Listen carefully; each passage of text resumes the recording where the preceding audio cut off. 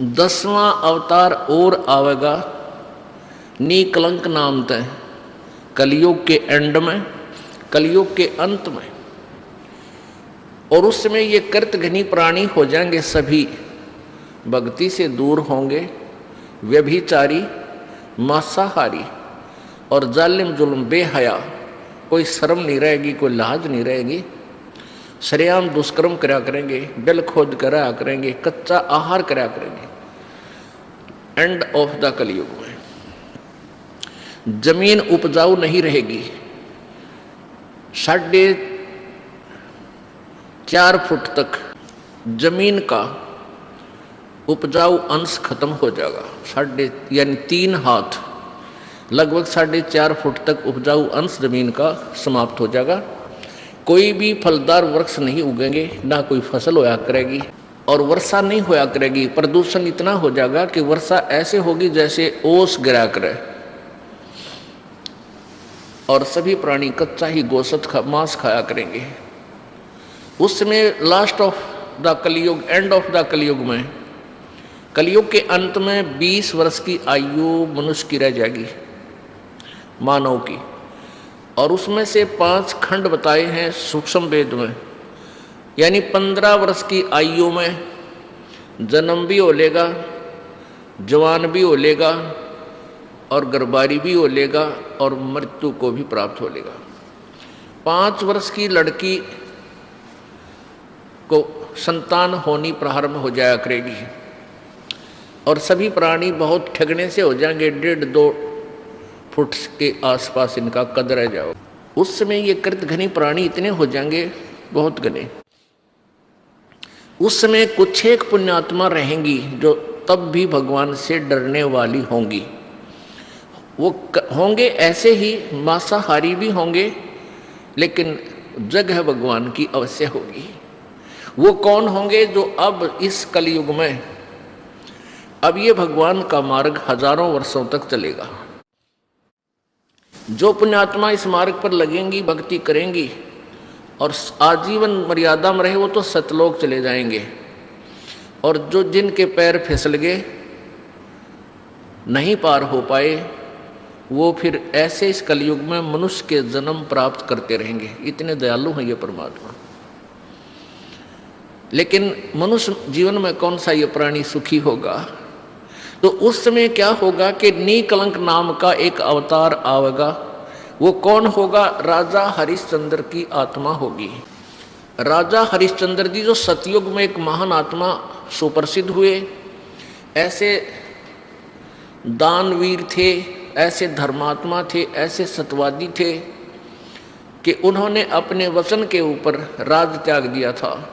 अपनी पत्नी को भी बेच दिया, अपने आप को भी बेच दिया, अपने सत्य की रक्षा की, जिस कारण से प्रसन्न होकर के प्रभु ने उसको विष्णु लोक में स्थान दे दिया। अब वो विष्णु लोक में है अपने पूर्व जन्म के पुण्यों के कारण। और जब वहाँ से इस पुण्यात्मा को 10वां अवतार बनाकर युग काल भेजेगा। ये गीता जी में कहता है कि मैं अपने अंश अवतार रचता हूँ और फिर उनमें प्रवेश करके सारा काम करता हूँ। इसलिए गीता जी अध्याय नंबर 4 के श्लोक नंबर 5 और 9 में कहा कि अर्जुन, तेरे और मेरे बहुत जन्म हो चुके हैं, तू नहीं जानता, मैं जानता हूँ। फिर कहता है 9वें श्लोक में कि मेरे जन्म और कर्म अलौकिक हैं। अब कर्म कैसे अलौकिक हैं? श्री कृष्ण में प्रवेश करके महाभारत करवा दी, युद्ध करवाया। ओहो, परशुराम का जन्म दिया, परशुराम में प्रवेश करके अक्षत्रियों को मार डाला और पाप परशुराम का रख दिए सारे। ऐसे ही राजा हरिश्चंद्र जी को निकलंक नाम से संभल नगरी में विष्णुदत्त शर्मा के घर पे इसका जन्म होगा 10वें अवतार का। 10वां अवतार जो होगा संभल नगरी में, और विष्णुदत्त शर्मा नाम का एक ब्राह्मण होगा, उसके घर पे जन्म होगा।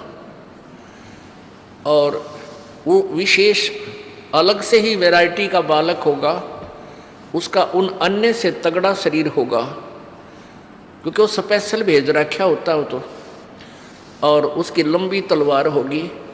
इन कृतघ्नी प्राणियों को ऐसे काटेगा न जैसे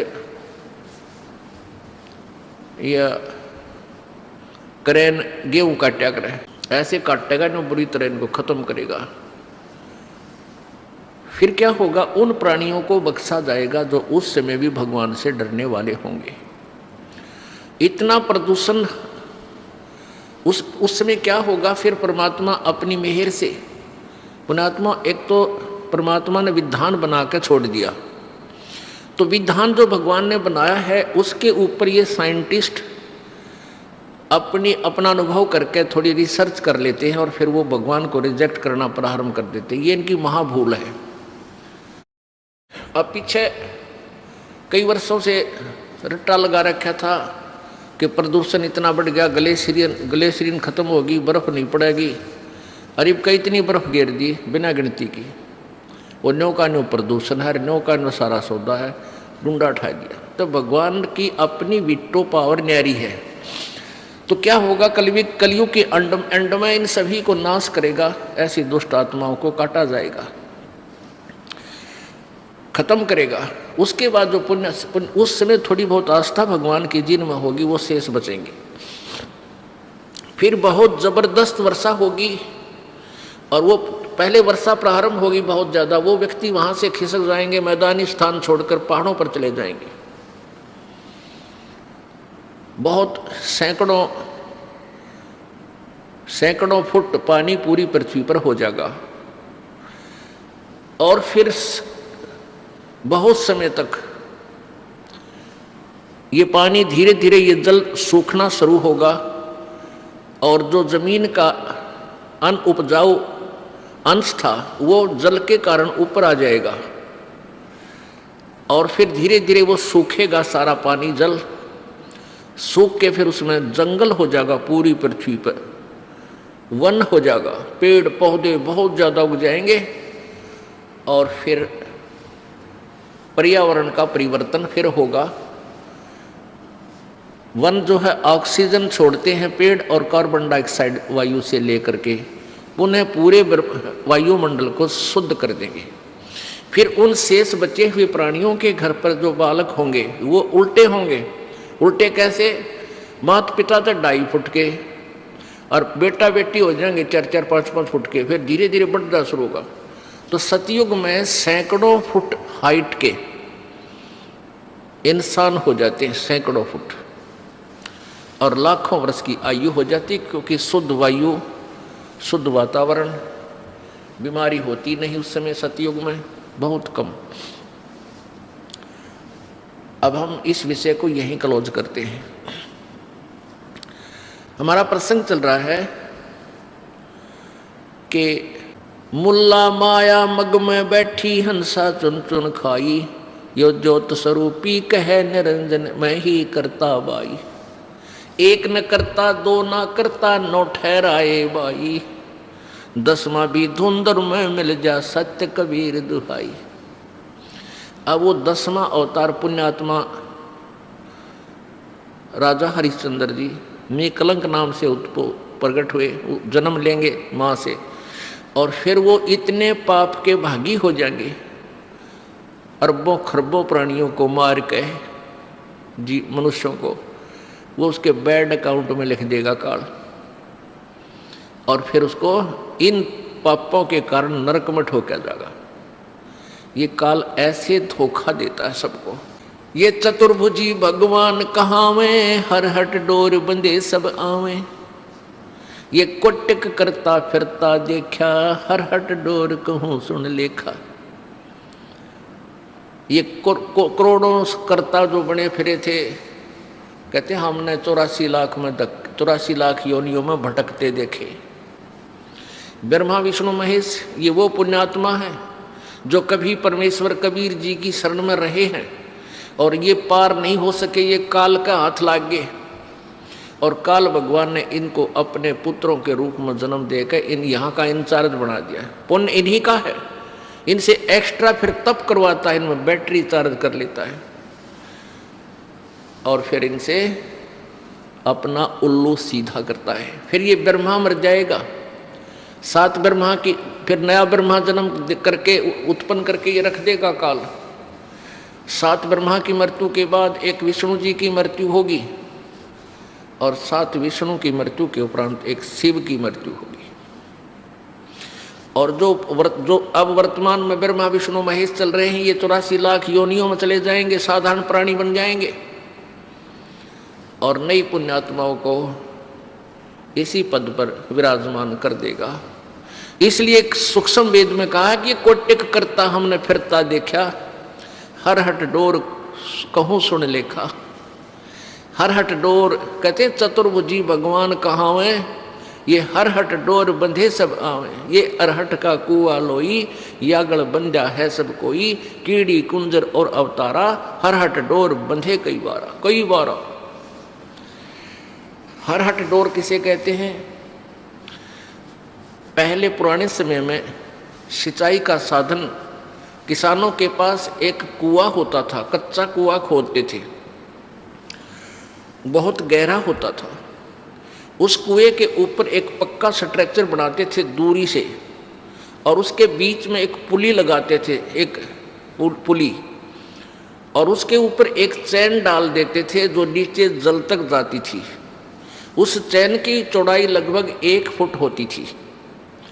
उस चैन के ऊपर, उस बेल्ट के ऊपर बाल्टियां फिक्स कर देते थे, बाल्टियां, और उन वो बाल्टियां नीचे से फिर उस पुली को घुमाया जाता था बैलों के द्वारा, जैसे कोल्हू चलाया जाता है।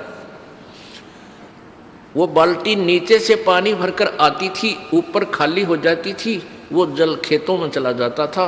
वो खाली बाल्टी फिर नीचे जाती थी, नीचे से भरकर आती थी, फिर खाली हो जाती थी, फिर जाती थी, फिर खाली हो जाती थी। इसको अरहट का कुआं बोलते हैं।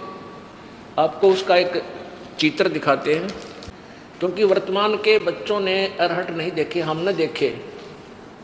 हमारे समय हम बालक थे तब तक कहीं ना कहीं इनकी थोड़ी सी नामो निशान कहीं कहीं इधर जहाँ नहर का व्यवस्था नहीं थी सिंचाई की, वहाँ ये देखने को मिलते थे। अब तो इनका नामो निशान ही मिट गया। ये देखिएगा, ये अरहट का कुआं लोई, ये देखिएगा अरहट, रहट, देसी भाषा में रहट कहा करते हैं, वैसे हरहट भी बोलते हैं। ये अरहट है, यो अरहट का कुआं लोई, या गल बंधा है सब कोई, ये कीड़ी कुंजर और अवतारा, हरहट डोर बंधे कई पारा। ये कुआं है एक, ये कुआं है, ये कुआं है, ये वाला, ये वाला। इसकी साइड एलिवेशन दिखा रखी है, तो सोच लो भी इससे काट के।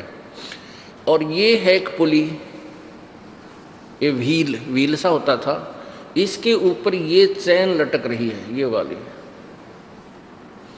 और इसके ये बाल्टियां फिक्स कर रखी हैं, और ये ऐसे चलता था। तो ये यहाँ से पानी भरकर, ये पानी से भरकर ऊपर आती है और यहाँ खाली हो जाती है।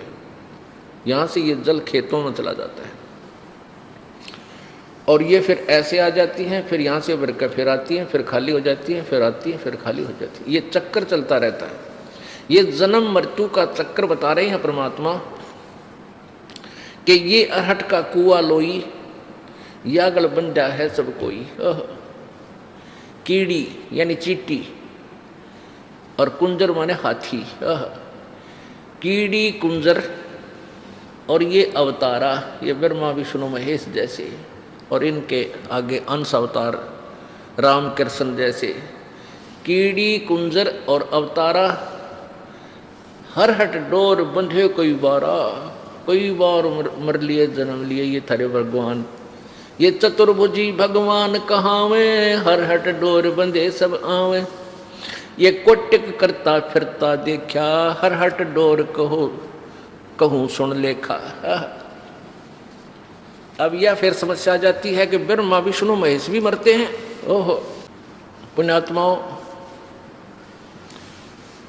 परमात्मा, कबीर जी और तथा उनसे परिचित महापुरुषों ने पहले ही ये ज्ञान ठोक कर कहा है, लेकिन उनकी उस अमृतवाणी को इन चतुर प्राणियों ने, इन नकली संतों, ऋषियों और महर्षियों और गुरुओं ने, मंडलेश्वरों ने रिजेक्ट करवा रखा था हमारे से, ये कह करके कबीर अनपढ़ था, अशिक्षित था, और ये सभी संत अशिक्षित हैं, अशिक्षित थे, अक्षर ज्ञान नहीं था, इसलिए ये वेदों और गीता के बारे में, पुराणों के विषय में नहीं जानते, ये झूठ बोलते हैं, ये गलत कहते हैं कि ब्रह्मा विष्णु महेश नासवान है। हाय हाय, तो उस समय तो नकलियों का दाव लग गया।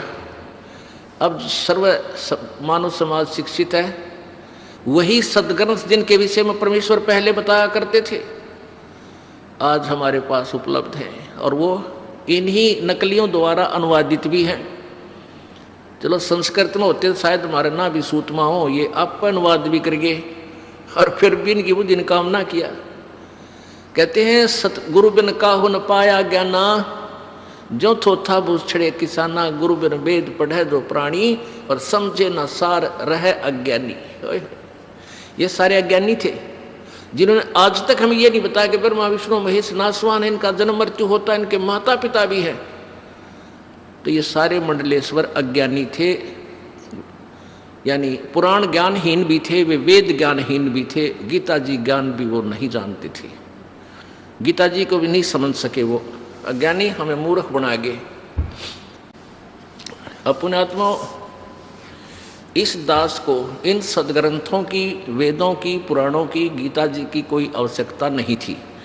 आवश्यकता का तात्पर्य ये नहीं है कि ये रिजेक्टेड है, नहीं, इनमें वर्णित ज्ञान हमारे परमेश्वर ने हमारी सिंपल लैंग्वेज में, साधारण भाषा में लिख रखा था, और जिसका हमें पूर्ण विश्वास था, है और था और रहेगा कि हमारे परमेश्वर ने और हम उनसे संबंधित जिन संतों ने जो भी बात कही है वो सारी सच्ची है, और वेदों और पुराणों की वाली ही है। जिनसे जो वेदों और पुराणों में ज्ञान नहीं है वो भी परमेश्वर कबीर जी की वाणी और उनके प्रत्यक्ष दृष्टा संतों की वाणी में उपलब्ध थी।